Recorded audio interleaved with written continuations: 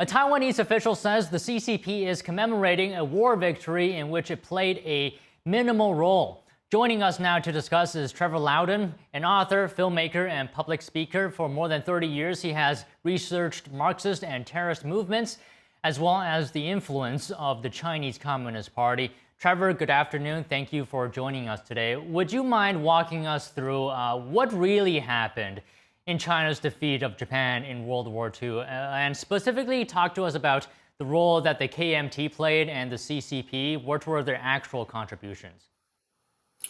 Well, the CCP was using the KMT, the Kuomintang, to fight the Japanese, while the CCP largely stayed in the hinterlands in the northwest of China.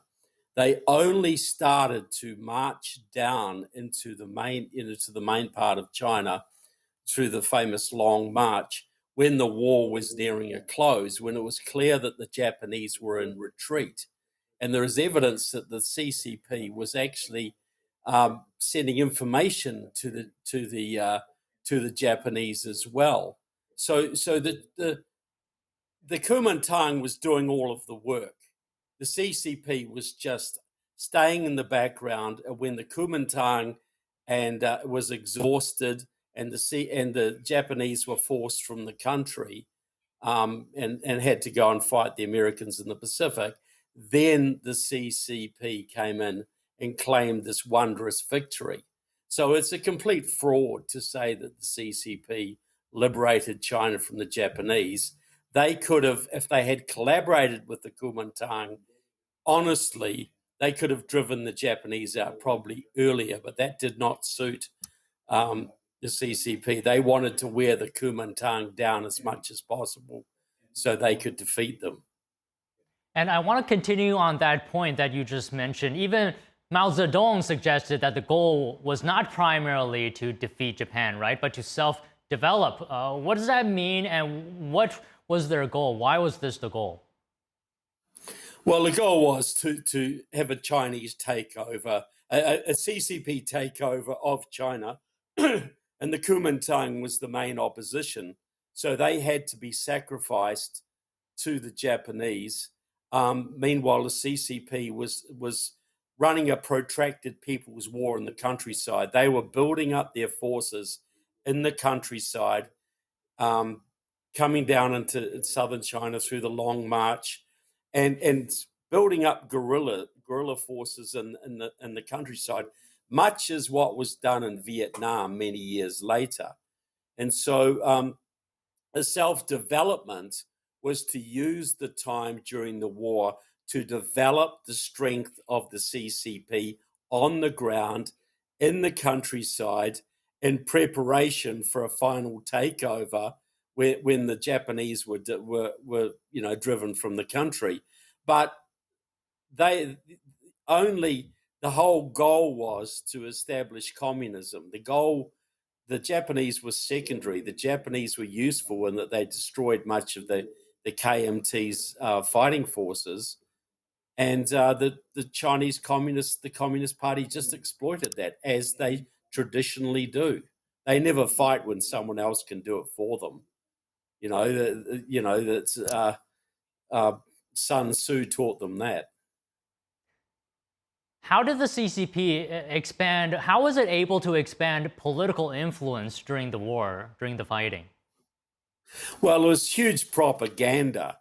They were doing all sorts of things to counter the Kuomintang. They were spreading, false currency, counterfeit currency into Kuomintang-held areas.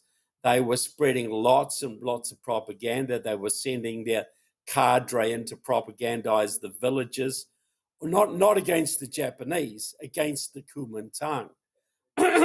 So it was always, the main blow was always going to be directed against the Kuomintang, because the CCP knew that the Americans would eventually defeat the Japanese. So their role was really not to worry about the Japanese, but to defeat the Kuomintang and take credit for it. So there was massive propaganda being spread in preparation for when the Japanese were gone, so that there would be a a fairly easy takeover. And then, of course, the traitors in the US State Department, the Soviet agents in the US State Department, defunded the Kuomintang military, which pretty much guaranteed a Chinese Communist Party takeover. That's an interesting point there. What exactly led to the KMT's post-war decline? Can you elaborate further on that? Well, there was Marshall, the general. He basically defunded. Much was what happened in Vietnam years later. The South Vietnamese military was defunded by the U.S. Congress, leading to the communist takeover. In China, this was orchestrated by Soviet agents inside the State Department who were putting out propaganda to the Roosevelt administration that the Kuomintang was hopelessly corrupt, that the CCP was winning the hearts and minds of the people, that it was a waste of time backing the Kuomintang and better to just let the communists take over. And anyway, they would say Mao's army, they're not really communists, they're just really agrarian reformers. All this kind of propaganda was really coming, so the CCP was spreading its own propaganda to the people on the ground in China, but the communists in the US State Department were spreading Soviet and Chinese propaganda into the Roosevelt administration to make the Roosevelt administration give up, to give up the war, to defund Chiang Kai-shek's forces, the Kuomintang forces. So China was betrayed. It was really taken over by a combination of the Soviet Union, the CCP, and US traders in the State Department. Do you think that KMT had any suspicion at all that the CCP wanted to take over China, that it will have to confront the CCP after the war ended? Oh, yeah, look, absolutely. They had no illusions whatsoever. The Kuomintang and the Communist Party had worked together before the war and had relationships. They knew how dirty the CCP played, but they had to get the Japanese out. That was the priority, and they hoped that they could deal with the CCP after the war. But what they didn't expect, I think, was the deep penetration, because it wasn't fully understood then. But the Soviets had 400 agents in the Truman administration, many of them in the State Department and in agencies that dealt with supporting the Kuomintang. So they were betrayed. The Chinese communists did the same thing with Britain to betray Yugoslavia to the communists and that sort of thing. And this is quite a common thing. Right up to the Cuban Revolution, you had Soviet agents working in the State Department helping to bring communists to power. I don't think the KMT understood. They trusted the Americans. They didn't realize how deeply penetrated the US State Department was. What was America's role in defeating the Japanese in comparison to the KMT and the CCP? Well, the Japanese would have held China, but the Americans were coming across the Pacific, just taking island after island, and the Japanese knew that they were going to have to defend the homeland, that they had really lost the war. It became clear after the Battle of Midway, when Japan lost much of its naval forces, its aircraft carriers, that they were going to probably lose the war. But they thought they could defend the homeland. So the decision was made. They were going to have to leave China. They were going to have to bring their troops to fight off the Americans in the Pacific and to defend the homeland. Well, that was the thinking before the atomic weapons were dropped, and that all became moot. But yes, the Japanese would probably still control China today if it hadn't been for the Americans.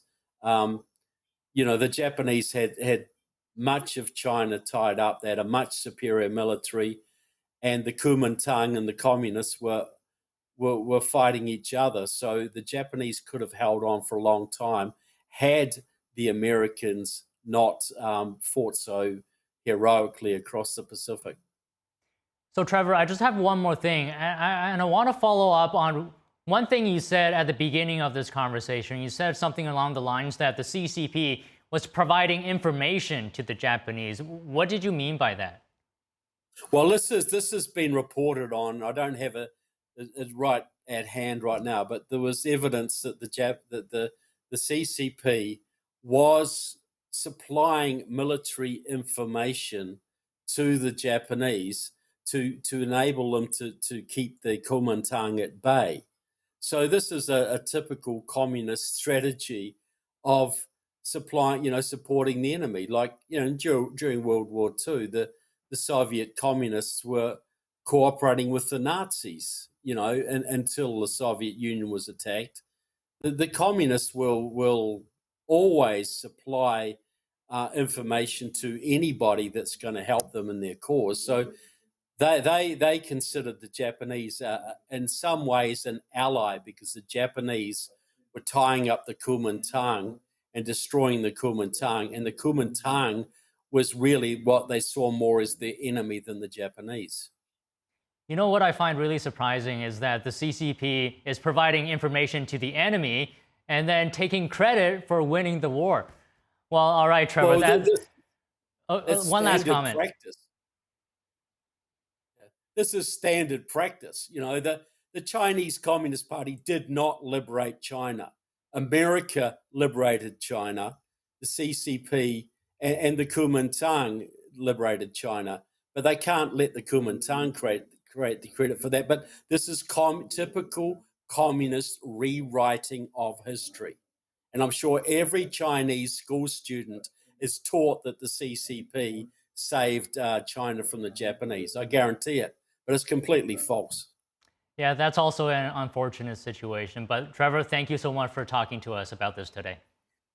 Always a pleasure. Thank you for allowing me the time.